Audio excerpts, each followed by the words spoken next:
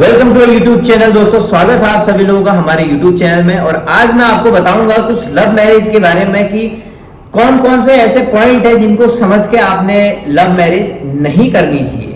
दोस्तों वैसे तो मैं लव मैरिज के सपोर्ट में ही रहता हूं, लेकिन कुछ ऐसी बातें हैं अगर आपके पार्टनर्स के बीच में अगर ये चीजें हैं या कोई भी आपके कांटेक्ट में ऐसे लोग हैं जिनसे ये चीजें हैं, तो आपने इन फ्यूचर उनके साथ शादी नहीं करनी चाहिए। सबसे पहला पॉइंट, वो लोग जो बार बार ये ब्लॉक अनब्लॉक करने वाला गेम करते हैं और ये चीजें बहुत बेकार रहती हैं, ये फ्यूचर में आपको बहुत दिक्कत कर सकती हैं। देखो ऐसा है कि ब्लॉक अनब्लॉक करो, कोई बोले तेरी गलती है बार बार तो मैंने ब्लॉक कर दिया, ये कर दिया, वो कर दिया, तो ये सारी जो बातें हैं ये आगे जाके अच्छी बातचीत इनके बीच में नहीं बनती है। ये कोई मैच्योर रिलेशनशिप कभी नहीं हो सकता है। दूसरी चीज क्या होती है, आपका दूसरा जो पॉइंट मेरा है वो है भाई फैमिली वाली बात। देखो ऐसा होता है ना, जब आप प्यार करते हो तो प्यार तो दोनों ने कर रखा है, तो दोनों को एक दूसरे की फैमिली को बताना चाहिए। लेकिन ज्यादातर होता यह है कि कभी लड़का या कभी लड़की एक दूसरे को बोलते हैं कि भाई तू अपनी फैमिली को बोल, मैं नहीं रुक सकता या मैं नहीं रुक सकती। भाई एक बात बताओ, तुम लोग ये नाटक करते हो क्या, मतलब कि साथ रहने का, जो तुम ये मेन टाइम पे पॉइंटबाजी मार देते हो। भाई अगर तुम एक दूसरे के लिए मैच्योर तरीके से रिलेशन में हो तो तुमने ये चीजें बोलनी नहीं चाहिए। तो प्यार में तो इंतजार तो बनता ही है, और इस चीज की शुरुआत या इस चीज में कोई ईगो नहीं होना चाहिए। भाई जो प्यार दोनों ने कर रखा है तो दोनों अपने घर में बता सकते हैं। ठीक है, दो पॉइंट मेरे क्लियर हो गए हैं। तीसरा पॉइंट ये है कि भाई जो दहेज वाली सिस्टम है आजकल ना, दहेज दो, मान सम्मान दो, ये नहीं होना चाहिए, वो नहीं होना चाहिए। तो ऐसे जो लोग होते हैं ये नीच लोगों में आते हैं। ठीक है, मतलब जैसे किसी चीज की कमी है तो ये भी दे दो, वो भी दे दो। तो भाई यार एक चीज ये बताओ, वो लड़का मतलब कोई सामान तो घर में नहीं ला रहा ना यार दहेज मांग के। तो ऐसे भी अगर आपके रिश्ते में है या हो रहा है किसी भी रिश्ते में, तो भाई बच के रहो। और अगला पॉइंट है लुक्स वाला पॉइंट। बहुत सारे जो कपल्स हैं भाई, इनको एक दूसरे की शक्ल बहुत पसंद आ जाती है, मतलब लुक्स पसंद आ गई, यार फोटो अच्छी है, मैं मिलना हो गया, घूमना घामना हो गया, ठीक है, और इनका शादी हो जाती है, हनीमून पे घूम रहे हैं, ठीक है। फिर ये जो शक्ल वाली जो बात है वो शक्ल तक ही रह जाती है। भाई हकीकत से मैं आपको बात बताऊंगा तो, क्योंकि कुछ समय के बाद शक्ल ढल जाती है और फिर ऐसे लड़का लड़की को कब धोखा मिले पता भी नहीं चलता है। देखो दोस्तों, मैंने कुछ आपको पॉइंट बता दिए हैं, आशा करता हूं आपको ये बातें समझ में आ रही होंगी।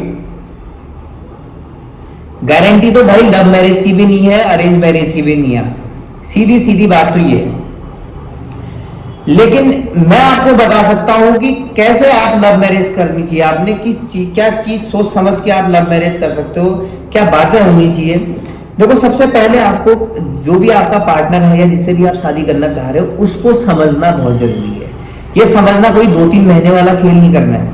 अगर आपको किसी को समझना है तो कम से कम उसे 1 साल, 2 साल, 3 साल, 4 साल दो। बिना समझे शादी मत करो। उसकी फैमिली को जानो, ठीक है, उसके फैमिली का क्या पॉइंट ऑफ व्यू है उसको समझो, और उसके दोस्तों को जानो, कैसी उसकी संगत है उसको समझो, ठीक है। और ये लुक्स वगैरह पे मत जाओ भाई, लुक्स वगैरह से कुछ नहीं होने वाला भाई, ये ढल जाएगा और फिर कुछ नहीं होने का।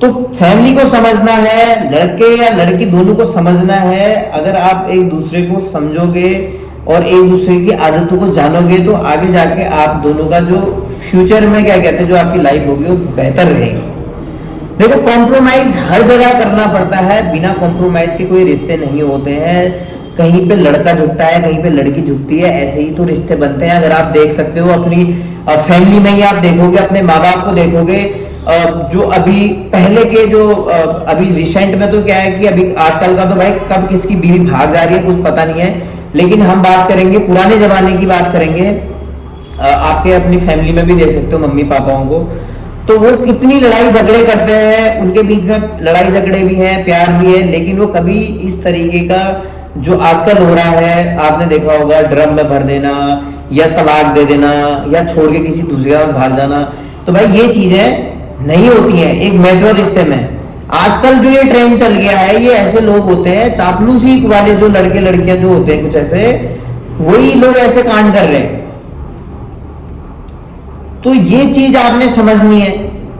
और अगर आपको लव मैरिज करनी है, एक बहुत इंपॉर्टेंट बात आज मैं आपको बता दूं, कुछ न कुछ आपने करना है भाई, कम से कम पढ़ना तो है ही। देखो बिना पढ़े लिखे लव मैरिज मत करो। देखो अगर हम इसको समझेंगे, आपका तो किसी का तो आजकल के टाइम पे भरोसा नहीं है भाई, ना लड़के का भरोसा ना लड़की का भरोसा। तुम भरोसे बैठ गए लड़के के, कल परसों क्या कहते हैं, उसने क्या कहते हैं तुम्हारे साथ मारना पीटना है, उसका व्यवहार सही नहीं रहा, ठीक है, वो कैसा है, मतलब बाद में अगर उसका व्यवहार बदल गया या कुछ ऐसी बातें हो गई, तो कम से कम आप पे कुछ ना कुछ तो होना चाहिए। ऐसा ही लड़की पे भी है।